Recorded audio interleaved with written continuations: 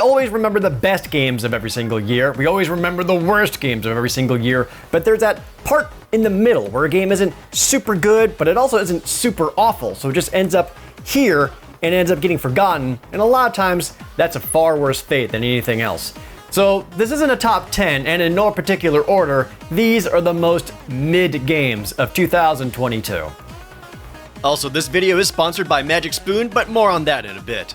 If there was a poster boy for the mid games of 2022, it would be Callisto Protocol. The game is fine, it has its good parts, but it can't help but be disappointingly mid. It was a new game taking up the mantle left behind from Dead Space, a franchise we haven't seen since 2013. Those games were some of the best survival horror we ever got, up until the third one at least. So Callisto Protocol being a spiritual successor of Dead Space, including some developers from the original Dead Space team, was bringing a lot of hype and hope.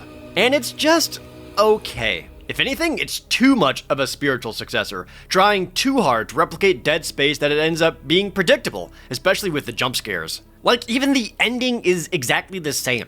There are parts where Callisto Protocol really shines though. The graphics are absolutely incredible and the sound design is top notch. It's just all held back by ho-hum gameplay. Melee combat is only serviceable, the kinesis and environmental interaction is too simple, and a lot of enemies are recycled way too much. But none of it is strictly bad, just fine.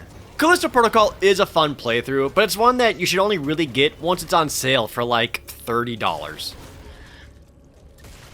Man, this is one that I was super looking forward to. Triangle Strategy takes the fantastic 2D HD engine from Square and uses it for a great looking tactical RPG. Everyone was pretty much hoping it was going to be as great as Final Fantasy Tactics, and it just isn't. What really held it back from greatness is the slowness of it all. And I don't mean the speed of battles necessarily, but rather just how much extra grinding and same damn side missions you need to do over and over again. Not for experience points and leveling up, but for the numerous upgrade materials you need for so many of the characters. It got to the point where I swapped the difficulty down to easy, just so I could speed up the side mission grind and then get back to hard mode for actual battles. The pacing of the story is also an issue. There's honestly too much dialogue between giving the player control for its own good. I actually tracked this, and at one point, there was 50 minutes of cutscenes and dialogue between battles, and that was in the early game. If the story or the characters were more interesting, I would have been fine with that, but neither hold up. Which sucks because you can tell all of the voice actors are really good at it, but the voice direction is so boring and bland. Also, parts of the story were just frustrating since they come out of nowhere. Roland's surprise solution near the end of the game comes to mind. I generally enjoyed the combat and the strategy elements, but too much of Triangle Strategy crumbles under its weak support. It's an okay game that just isn't interesting enough to be exciting. Wanna know what's not mid though? Today's sponsor, Magic Spoon. Magic Spoon is a cereal made for adults who still yearn for the days of their youth. It's a smarter cereal option that isn't loaded up with tons of sugars, and yet it still tastes delicious. Magic Spoon cereal has 0 grams of sugar, 13 to 14 grams of protein, and only 3 to 5 net grams of carbs in each serving. It's only 140 calories, and it's keto-friendly, grain-free, and soy-free. Thanks to Magic Spoon, I can wake up on Saturday mornings still wrapped in a blanket, watching cartoons and eating my favorite cereal, but still feel like a responsible adult, which I've been eating Magic Spoon for about a year now, and I have new favorite flavors: cookies and cream, blueberry, and fruity. Magic Spoon is so confident in their product that it has a 100% happiness guarantee, so if you don't like it, you'll get a full refund, no questions asked. Start your new year off right with a new, wholesome choice. Don't forget, Magic Spoon can also ship to Canada and the UK. Click the link below or go to magicspoon.com/ProJared for $5 off your order today. Or you can scan this handy QR code on your screen. That's magicspoon.com/ProJared for $5 off, and thank you to Magic Spoon for sponsoring this video.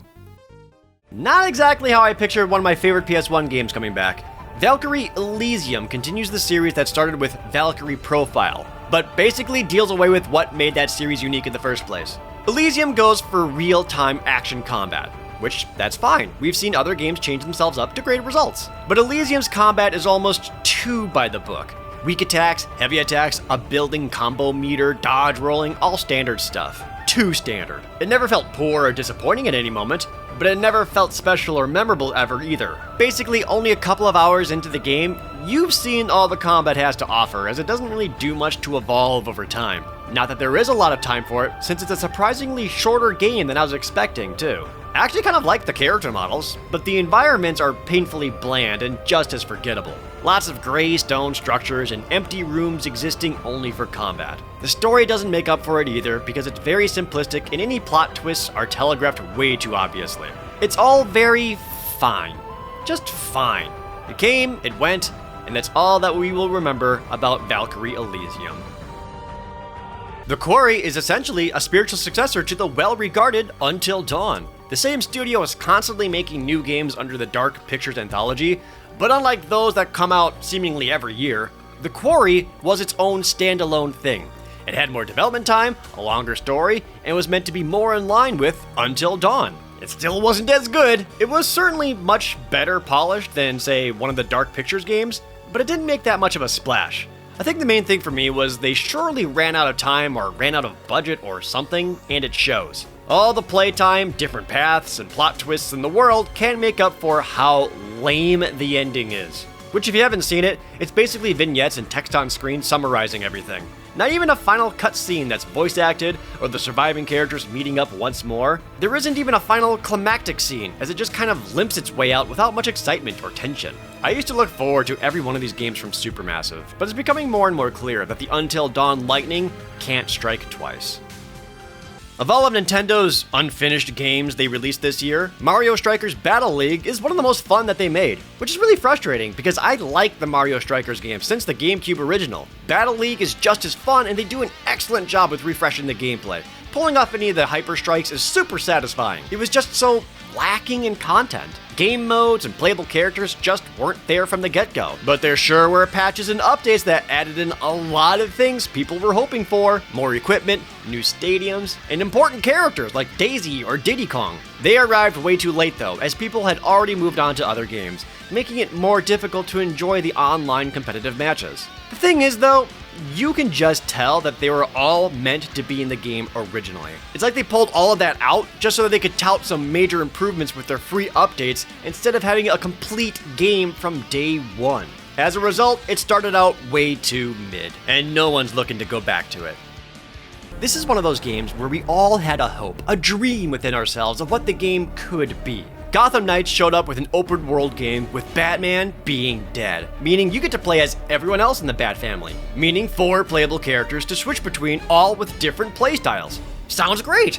There's stealth takedowns, flashy acrobatic combat, and even some detective work thrown in for good measure. Look, I'll just say it, we all thought it was going to be like the Batman Arkham games, but with true, seamless, cooperative multiplayer. And it's not that, at all. The combat is serviceable, and that's it, just fine.